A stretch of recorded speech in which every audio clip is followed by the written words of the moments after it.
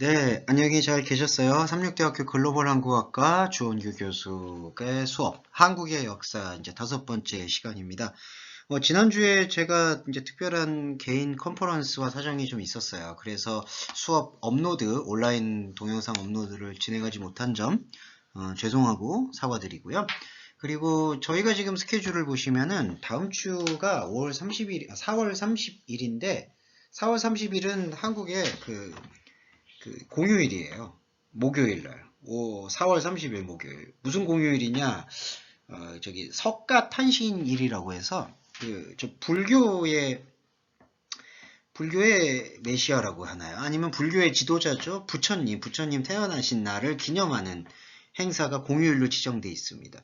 여담이지만 말씀드리면 한국은 종교 자유가 있는 국가이기 때문에 12월 25일이면은 크리스마스가 있고 그것도 공휴일이에요. 그리고 이렇게 4월 30일로 부처님 오신 날로 설정이 돼서 공휴일입니다. 그래서 다음 주에 원래 휴강을 해야 되는 건데 다음 주에 업로드를 올리는 걸로 이제 지난주에 제가 업로드 못한 부분을 이렇게 커버하도록 할게요. 좀 양해해 주시고 함께 하시면 좋겠습니다. 자, 오늘 한국의 역사 5강 시작해 보겠습니다. 자, 한 나라의 그 역사의 흐름을 살펴보는 게 재미있기도 하지만 조금 어렵고 힘들 수도 있어요. 더욱이 이렇게 지금 텍스트로만 좀 여러분께서 보시고 들으시게 되니까 조금 한계가 있을 수도 있는데 제가 조금 부족해도 좀 최선을 다해서 설명을 드릴 테고요. 그 설명을 같이 염두에 두시면서 함께 읽어보시고 그리고 여러분 인터넷이 요즘에는 많이 발달돼 있으니까 오늘 배우신 내용들은 그 구글을 통해서 검색을 해보시면 자세하게 나와 있습니다. 제 설명과 그리고 자세한 구글을 통해서 아니면 위키백과나 각종 인터넷 사이트를 통해서 검색을 해보시는 내용하고 비교 대조해 보시면서 함께 하시면 좋겠고요. 이제 한국의 역사 5강 정도 되니까 여러분 그 레포트가 있습니다. 레포트는 제가 공지사항, 이 클래스 한국의 역사 공지사항에 올려놓을 테니까 확인하시고 하시면 좋겠어요. 숙제라고 해서 어렵진 않습니다. 편하게 지금까지 생각하셨던 부분 적어주시면 좋을 것 같아요. 그게 한국 역사를 공부하시는데 도움이 될 거라고 판단이 됩니다. 자, 이제 진도 볼게요. 텍스트 볼게요.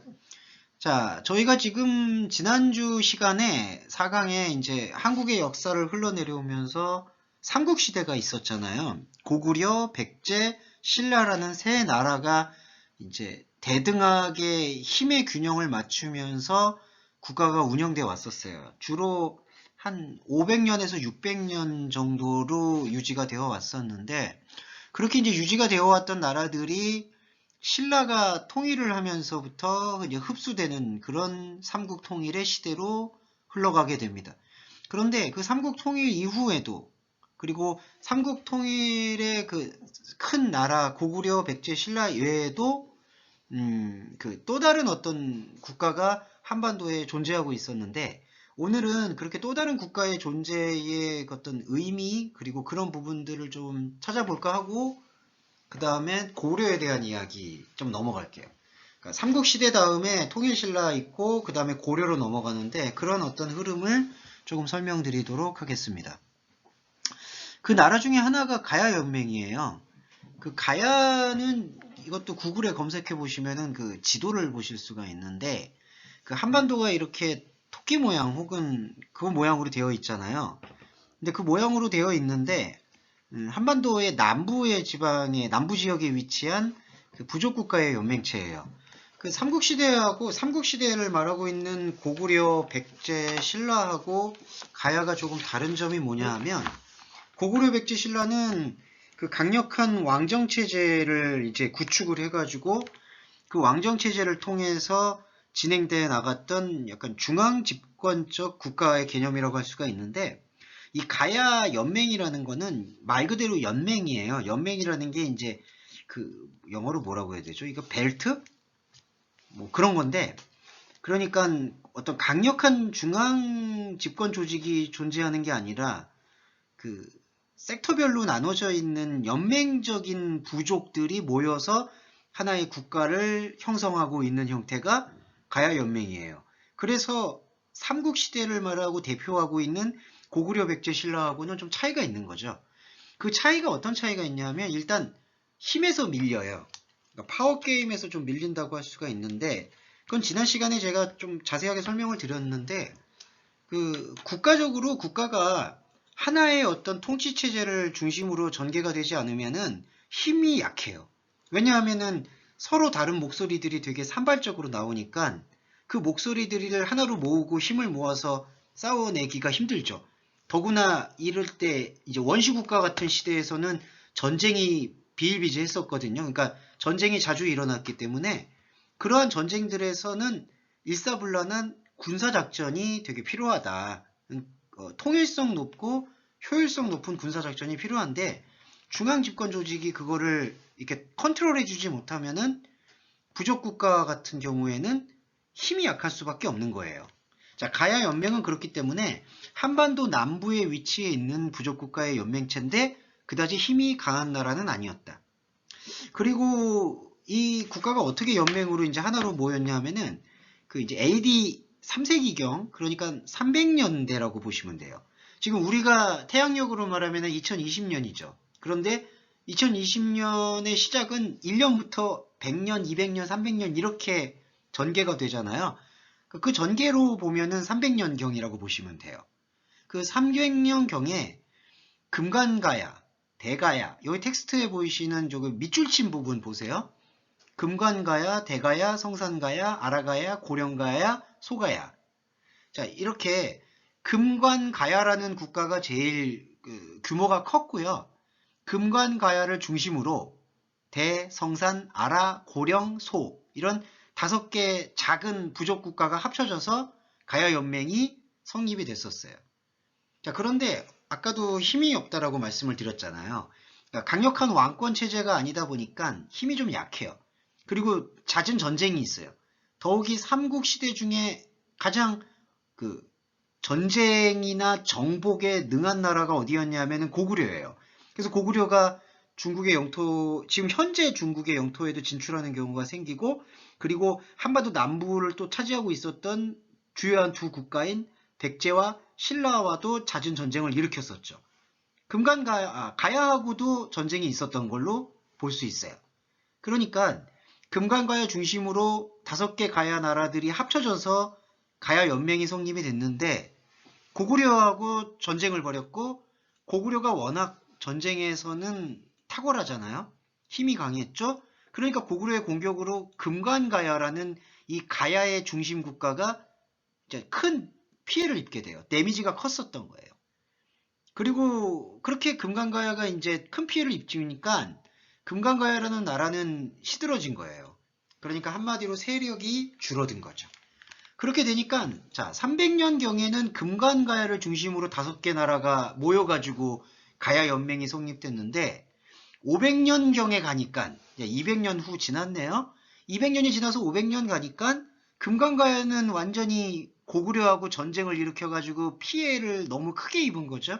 그런데 아까 5개 나라가 합쳐졌다고 했잖아요. 금관가야 외에. 그 5개 나라 중에 피해를 거의 입지 않은 지역이 바로 여기 텍스트에 보시면 대가야라는 국가예요. 이 연맹 국가 중에 하나죠. 근데 그 대국가가 피해를 거의 입지 않으니까 대가야가 피해를 거의 입지 않으니까 대가야를 중심으로 또 가야 연맹이 또 만들어져요. 그러니까 처음에는 200년이나 300년경까지는 금관가야라는 나라를 중심으로 다른 작은 가야의 나라들이 모인 그걸 이른바 전기가야 연맹이라고 하는데 두 번째는 600년경 가니까 금관가야가 고구려하고 싸워서 완전히 이제 힘을 잃고 대가야라는 나라가 중심 국가가 돼서 다른 또 작은 위력이 약한 가야의 국가들을 하나로 흡수해요. 그렇게 해서 만들어진 또 연맹이 만들어져요. 그걸 후기 가야 연맹이라고 만들어진다. 그래서 이거를 이렇게 보면 전기 후기, 그러니까 first, second 이렇게 나눌 수가 있겠죠. 그렇게 해서 가야 연맹은 크게 삼국시대가 거의 500년에서 600년경까지 유지가 되잖아요. 그 삼국시대와 흐름을 같이 한 역사적 흐름에서 가야는 전기 연맹과 후기 연맹으로 나누어진다라고 이해를 해보시면 되겠어요. 자, 가야 연맹 얘기 좀 더 해볼게요. 예, 가야 연맹이 후기 가야 연맹 아까 말씀드렸죠. 처음에는 금간 가야라는 나라를 중심으로 구성됐다가 고구려하고 싸워가지고 뭔가 세력이 약해졌고, 후기 600년경 가니까 600년경에서는 가야라는 작은 나라들 중에 대가야라는 나라를 중심으로 다시 연맹이 모여요. 그러니까 여러분, 연맹이 모이는 이유는 뭘까요? 나라가 여러 작은 나라로 흩어져 있으면 힘이 약해서 그래요. 지금 지금의 2020년의 현실도 사실 마찬가지예요. 힘을 모아야 되죠. 힘이 모아서 하나의 중심의 세력화가 되어야지 뭔가 유의미한 결과들을 도출해낼 수 있듯이, 이때 당시의 나라도 그렇게 조금 연맹하지 않으면, 뭉치지 않으면 힘들었다, 이 말씀을 좀 드리고 싶고요. 네, 그렇게 해서 신라와 백제 사이에 위협을 받은 그 후기 가야 연맹이 구성이 됐는데, 후기 가야도 그 삼국보다는, 그러니까 고구려 백제 신라보다는 또 아무래도 중앙 집권 체제가 아니니까 힘이 약해요. 역시. 그러니까 후기 가야 연맹조차도 이번에는 신라와 백제의 공격을 막 받아요. 그러면서 서서히 무너져요.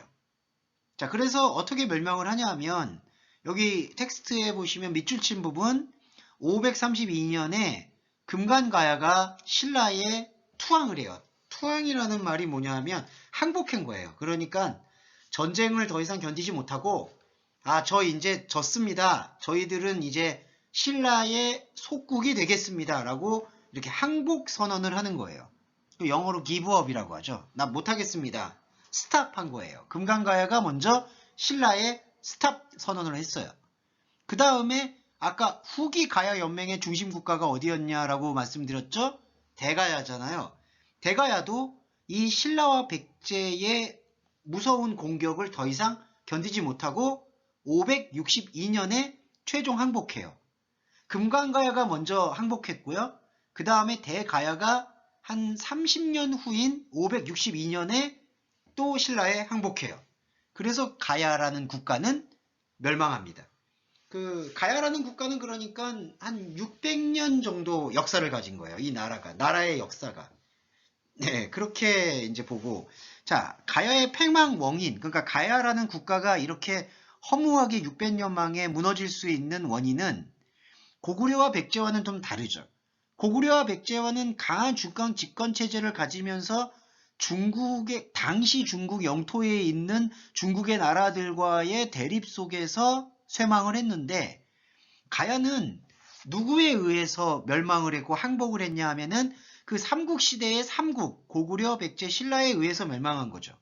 그 패망 원인으로 이런 거예요. 고구려, 백제, 신라와 달리 제대로 된 국가가 만들어지지 못한 거죠. 제대로 된 국가라는 건 뭐냐 하면 지금으로 말하면은 강력한 중앙정부가 없는 거예요. 그게 삼국과 달리 제대로 된 국가가 만들어지지 못한 원인이 된 거예요. 그래서 이게 부족국가의 연맹으로 전락한 멸망의 원인으로 지적이 되고 있다. 이렇게 볼 수 있고, 가야의 특징 간단히 말씀드릴게요. 한국 남부에 보면 한반도, 지금 코리아의 남부 지역에 보면 김해라는 곳이 있어요. 그건 여러분 혹시 지도를 좀 찾아보셔서 지도로 이거를 확인해 보시면 좋겠는데, 김해시라고 있습니다. 이게 남부 지역에 있어요. 사우스. 그러니까 사우스 코리아인데 사우스 코리아에서도 더 사우스. 이게 이제 남해라는 사우스 씨, 거기에 이렇게 근접해 있는 곳인데, 김해라는 곳에 가야가 주로 뭘 생산했냐? 아이언, 철을 이제 바탕으로 이제 생산을 했어요. 그러니까 철을 생산했다. 그래서 그걸로 국력을 키웠고, 가야는 남해에 있다 보니까, 남쪽에 있다 보니까 중국과 교류를 많이 하기보다는, 왜냐하면 중국은 이 코리아 한반도의 북쪽에 위치한 나라고요. 남쪽에는 위치하지 않았죠. 사실은 좀 이게 바다를 건너오면은 되긴 하는데 거리가 멀죠. 이때 당시는 뭐 따로 교통수단도 없었는데 거리가 많이 멀어요. 그러니까 가야는 어디하고 트레이드를 많이 했냐? 어디하고 무역을 많이 했냐? 일본의 땅과 무역을 많이 했어요. 네, 이렇게 이해하시면 될 것 같아요. 자, 자, 이게 이제 가야 연맹에 대한 전체적 얘기네요. 자, 그리고 이제 이 남북국 시대라고 얘기하는데 이게 자, 여러분 남북국 시대 이걸 어떻게 이해하시죠? 남은 사우스, 그 다음에 북은 노스. 그러니까 남쪽과 북쪽이 두 개의 국가로 갈라져서 있는 시대, 이제 이렇게 얘기를 해요. 자, 이 시대에 대한 기준은 이렇게 말씀드릴게요. 자, 신라가 아까 지난 시간에 신라라는 나라가 통일신라라고 했잖아요. 고구려하고 백제를 같이 통일했다라고 얘기했죠. 그런데 그렇게 통일한 방법이 신라 혼자만의 힘으로 이루어낸 게 아니라 당시에 명나라였나요? 당시에 중국의 나라와 손을 잡고 동맹을 맺어서 고구려를 먼저 멸망시키고 백제를 멸망시켜서 통일을 한 거예요. 근데 그 다음에 어떻게 됐죠? 통일을 한 다음에 중국에 있는 나라와 협상을 해서 신라가 지금의 대동강 이남까지의 영토를 확립했어요. 그러면 대동강이라는 게 여러분 지금 노스코리아 지역의 한 절반 정도밖에는 안 되는 그 지역인데 그 위에 지방은 원래 고구려 영토였었어요.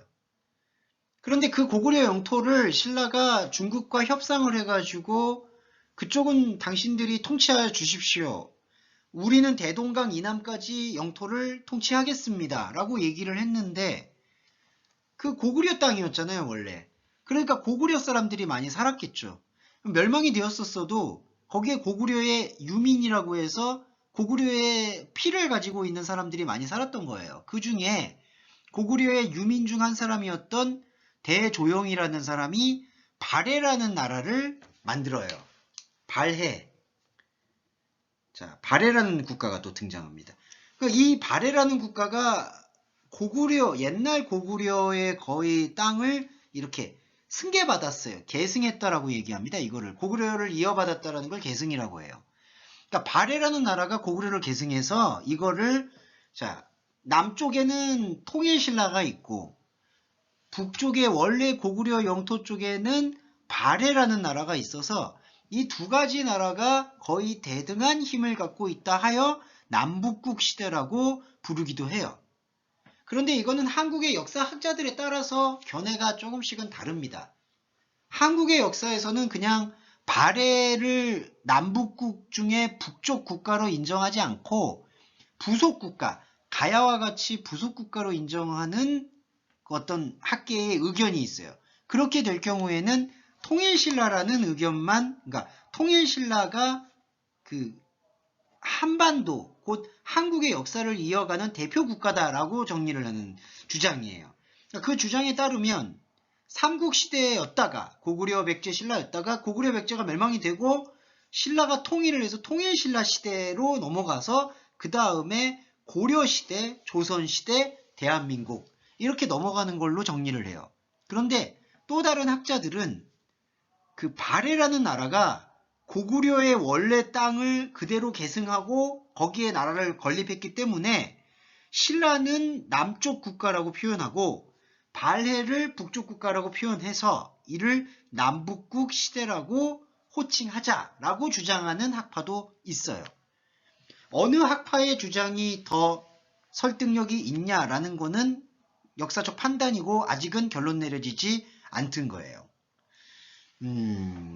그래서 이제 여러 가지가 이제 진행됐는데 원래는 통일신라라는 그 의미가 한국 역사에서 거의 메인스트림이었죠. 그러니까 아까 방금 말씀드린 것처럼 삼국시대를 거쳐서 통일신라 시대를 거쳐서 그 다음에 고려시대를 거쳐서 조선시대로 넘어갔다. 이렇게 주장을 하는 쪽도 있지만 최근에 와서 그러니까 근현대사라고 할 수 있는 1970년대, 80년대 그때 와서 발해라는 나라도 엄연히 이렇게 한국인의 피가 흐르는 국가다. 그리고 그 영토나 규모나 위력과 사상과 문화가 전혀 통일신라에 비해서 뒤지지 않았다라는 평가를 받아서 현재는 80년대 이후부터 지금까지는 통일신라 시대와 남북국 시대라는 역사적인 평가를 중립적으로 보고 공부하는 편이에요. 그래서 여러분들께도 한국학을 배우시고 글로벌 한국학과에 오신 여러분들에게도 한국의 역사를 강의하면서 저는 이 두 가지 견해를 동일하게 말씀드렸습니다. 발해라는 나라가 한국의 역사의 하나의 또 뿌리와 줄기를 이루는 국가였다. 이걸 말씀드릴 수 있겠어요? 자, 그러면은 이제 남북국 시대를 설명할 때 남극의 사우스 아레아에 속하는 국가는 제가 아까 말씀드렸던 신라. 그 신라가 삼국을 통일했다라는 표현으로 말을 한다면은 통일신라라고도 표현을 할 수 있는데, 이제는 역사적 평가는 완전히 통일이었다라고 규정하기는 어렵다라고 얘기를 해요. 그래서 이 타이틀이 후기신라라고 부릅니다. 아까 가야연맹 할 때 전기가야연맹, 후기가야연맹 이렇게 얘기하잖아요. 퍼스트, 세컨드. 신라시대도 마찬가지인 거죠. 삼국시대 때 신라는, 그러니까 고구려, 백제, 신라 이렇게 삼국이 함께 있었을 때의 신라를 전기신라 시대, 퍼스트 피리어드라고 본다면, 그 고구려, 백제가 멸망을 하고 신라가 중국의 당나라였죠. 당나라와 손을 잡아서 이렇게 영토를 분할해서 사용하게 되는 그 이후의 신라 시대를 후기 신라 시대라고 표현을 합니다. 세컨드 신라 피리어드. 후기 신라 시대 혹은 통일 신라 시대라고도 부르는데 역사적인 견해가 나누어진다라는 말씀 드렸죠. 후기 신라 시대를 좀 살펴볼까요? 나당 전쟁이 마지막 해인 976년. 나당 전쟁은 뭐냐 하면 당나라하고 신라하고 원래는 손을 잡았잖아요. 그 손을 잡아서 고구려와 백제를 항복시켰어요. 그래서 멸망시키고, 그리고 신라는 자신들의 통일 왕국에 대한 비전을 세우죠. 그런데 그 비전에서 마찰이 당나라, 중국의 옛 나라 중에 하나인 당나라와 그 마찰이 있었던 거죠. 영토에 대한 그 상황, 그러니까 어느 정도까지 영토를 차지할 거고 나눌 거냐, 그런 논리 때문에 당나라와 대립이 생겼어요. 그래서 전쟁이 벌어진 게 나당 전쟁이고, 나당 전쟁이 끝날 때가 676년이에요. 그때 신라가 당나라의 군대를 몰아넣고 대동강 이남 지역을 완전히 통일한 거예요. 그러니까 676년에 비로소 사실은 통일신라라고 할 수가 있는 거죠. 그 다음에는 구주 오소경, 이게 어떤 거냐, 행정구역이에요.